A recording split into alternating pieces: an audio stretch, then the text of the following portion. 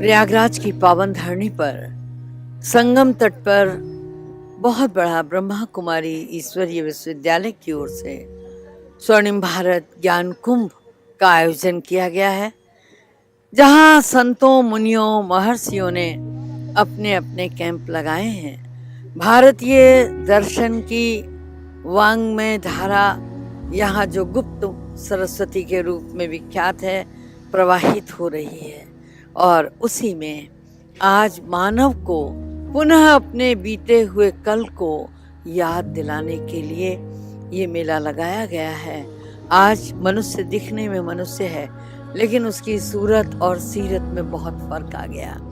तो उसके लिए एक यहाँ अद्भुत जंगल बनाया गया है, और यह अद्भुत जंगल इस बात का प्रतीक है कि मानव परिधान पहने हुए, मानव परिवेश में जीते हुए इंसान की मनोवृत्तियां कितनी विकृत हो गई हैं। उन विकृत मनोवृत्तियों को सुधार करने के लिए परमात्मा ही धरा पर आकर सुधार कर सकता है। तो जिस प्रकार से ये संगम का तट गंगा और यमुना की कहानी कहता है, उसी प्रकार से यहाँ बीच में संगम युग है, जो आत्मा और परमात्मा के मिलन की कहानी कहता है। इसके आगे यहाँ वो स्वर्णिम काल दिखाया है जो हमारे सनातन संस्कृति का परिचायक है। हम देव थे, हम देव हैं, हम देव रहेंगे। हमारी लिपि देव, हमारे बोल और भाषा का आधार दिव्यता, और हमारे कर्मों का आधार भी दिव्यता। तो वो दिव्यता पुनः कैसे लाई जाए, इतिहास अपने आप को दोहराने के लिए आज संगम के पावन तट पर तैयार खड़ा है। यहाँ इस तरह से ये जो एग्जीबिशन लगाई गई, और चूंकि भारत कृषियों का देश है, तो कृषि और ऋषि दोनों साथ साथ हैं। गांव गोकुल वो भी अपनी प्राचीन संस्कृति की छटा बिखेर रहा है।